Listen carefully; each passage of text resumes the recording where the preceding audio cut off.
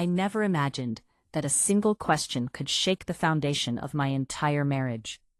It was an ordinary evening, quiet and predictable, just like most of our days had become. The soft hum of the ceiling fan filled the room, and the smell of dinner still lingered in the air. My husband sat across from me at the dining table, scrolling through his phone, barely looking up. I pushed food around my plate, pretending to eat, while my thoughts drifted far away. For years, our life had followed the same pattern. Wake up, work, eat, sleep, repeat. Conversations had become short and practical. Smiles were polite, not warm. Love, once passionate and alive, had slowly faded into routine. We lived in the same house, shared the same memories, yet felt emotionally distant, like strangers passing in the same hallway. I was lost in these thoughts when suddenly he looked up. "Are you still happy with me?" His voice was calm, almost casual, but the words hit me like a storm. My heart skipped a beat, and for a moment, I couldn't breathe. I stared at him, searching his face for meaning. Was he joking? Was he accusing me? Or was he genuinely afraid of the answer? 30 years of marriage flashed before my eyes. Our first meeting, shy smiles, late-night talks, our wedding day, holding our newborn child for the first time, the struggles, the sacrifices, the promises. How could all of that come down to one simple question? I don't know, I whispered. The silence that followed was heavy and uncomfortable. He looked down at his plate, and I could see disappointment, confusion, and fear in his eyes. I wanted to take my words back, to soften them, but they were already out, and deep inside I knew they were honest. That night we barely spoke. We cleaned up quietly and went to bed without our usual goodnight kiss. Lying beside him, I stared at the ceiling, listening to his slow breathing.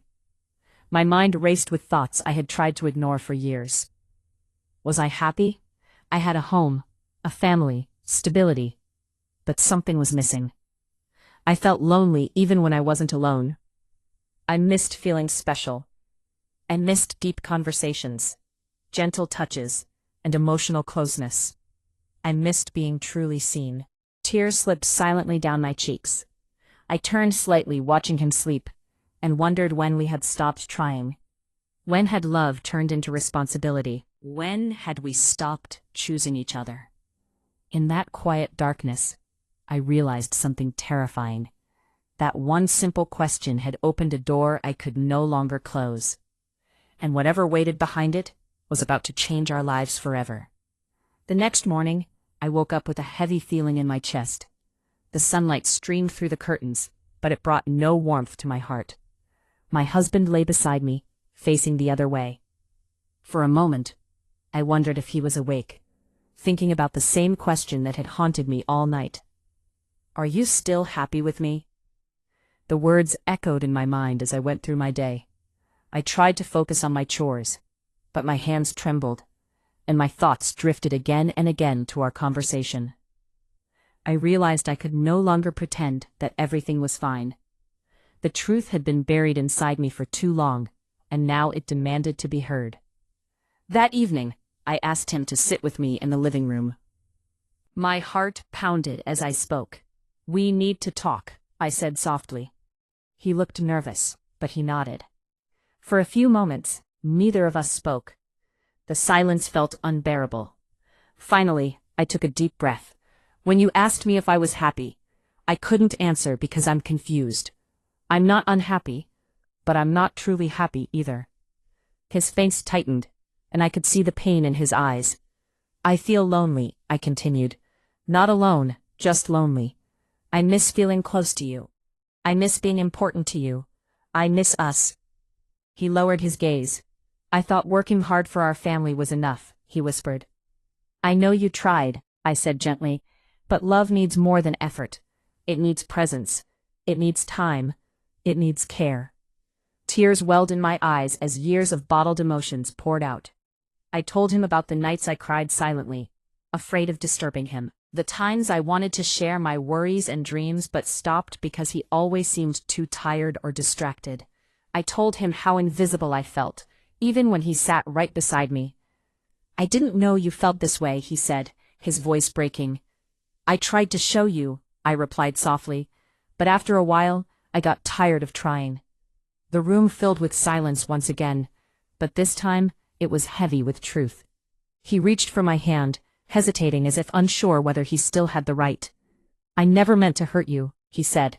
"I was just trying to hold everything together." "I know," I whispered, "but in doing that, we lost each other." For the first time in years we spoke honestly, without blame, without anger, without pride. It was painful, but it was necessary. As the night grew deeper, I realized something important. This conversation was only the beginning. We stood at a fragile crossroads. One path led to healing and hope. The other led to silence and separation, and neither of us knew which one we would choose. The days that followed were filled with an uneasy silence. We moved around each other carefully, as if one wrong word might shatter what little balance we had left. Every glance, every sigh, carried unspoken questions. I could feel the tension in the air, thick and suffocating. One evening, as we sat in the living room, the quiet finally broke. "I'm scared," he said suddenly, his voice low. I looked at him, surprised. "Scared of what?" "Of losing you," he admitted. "Of waking up one day and realizing you're gone." His honesty startled me. For years, he had hidden his emotions behind strength and responsibility. Seeing him vulnerable made my heart ache. "So am I," I whispered, "but I'm even more afraid of staying in a marriage that feels empty." Tears filled his eyes. "I never wanted you to feel that way. But intention doesn't erase pain." That night, the walls between us finally cracked. He spoke about his fears, of growing old, of becoming useless, of failing our family. I shared my fears of being forgotten, of living without love, of spending my remaining years feeling invisible. Our words poured out like a storm, raw and unfiltered. For the first time in decades, we truly listened to each other. At one point, he reached for my hand. I hesitated, then allowed myself to hold his. The simple touch sent a wave of emotion through me. "I don't want to lose us," he whispered. "Neither do I replied. "But we can't go back to the way things were." He nodded slowly. "Then let's change." In that fragile moment, I realized how close we were to losing everything we had built. One step in the wrong direction, and our 30 years together could vanish like smoke. That realization terrified me, but it also filled me with a quiet hope. Because if fear could push us apart, perhaps love could pull us back together. And standing there, hand in hand, we both understood something deeply. This was our final chance. Change didn't happen overnight. It came slowly, in small and uncertain steps, but for the first time in years, we were both trying. He started waking up earlier in the mornings, just to sit with me while I drank my tea. We talked about simple things, the weather, old memories, small hopes. At first, our conversations felt awkward, like two strangers learning each other's language. But gradually, the silence between us softened. In the evenings, we began taking short walks together. The cool air, the quiet streets, and the gentle sound of our footsteps created a peaceful space where words flowed more easily. We spoke about our regrets, our disappointments, and the dreams we had once shared. Sometimes we laughed, sometimes we cried. One night, he surprised me by cooking dinner. The meal was simple, but the effort behind it touched my heart deeply. As we sat at the table, just like we used to years ago, I felt a warmth I hadn't felt in a long time. "I forgot how to be your husband," he said quietly, "but I'm learning again." His honesty broke something open inside me. I realized that forgiveness was not about forgetting pain. It was about choosing healing. We began leaving small notes for each other, gentle reminders of love and gratitude. A simple thank you, or "I'm glad you're here," slowly rebuilt the trust that had faded. One afternoon, we visited the park where we had first met. Sitting on that familiar bench, memories flooded back. I remembered the excitement, the dreams, the promises. "We lost ourselves," I whispered. "But we found our way back," he replied, squeezing my hand. And for the first time in years, my heart felt safe again. Today, our home feels different. The silence that once haunted our nights has been replaced by gentle conversations and shared laughter. The distance between us has softened into closeness, and in that closeness I have found peace. We are not perfect. We still have misunderstandings, but now we face them together, instead of turning away. We listen, we speak honestly, we choose patience over pride.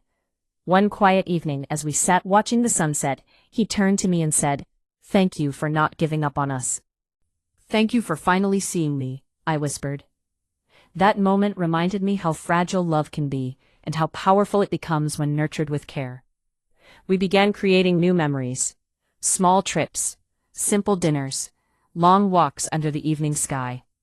Each moment felt precious, as if we were rediscovering each other for the very first time. One morning, I found a handwritten note on my pillow. In it he wrote about his gratitude, his regret, and his promise to never let routine steal our love again. I held that letter close to my heart, knowing how far we had come. Love, I learned, is not built on grand gestures. It grows in small moments, a kind word, a gentle touch, a listening ear. That one simple question had almost torn us apart. But it also gave us a second chance. And this time, we chose each other, not out of habit, but out of love. As we stand side by side, facing the future, I know one thing for certain. Our story is not about perfection. It is about forgiveness, healing, and the courage to begin again.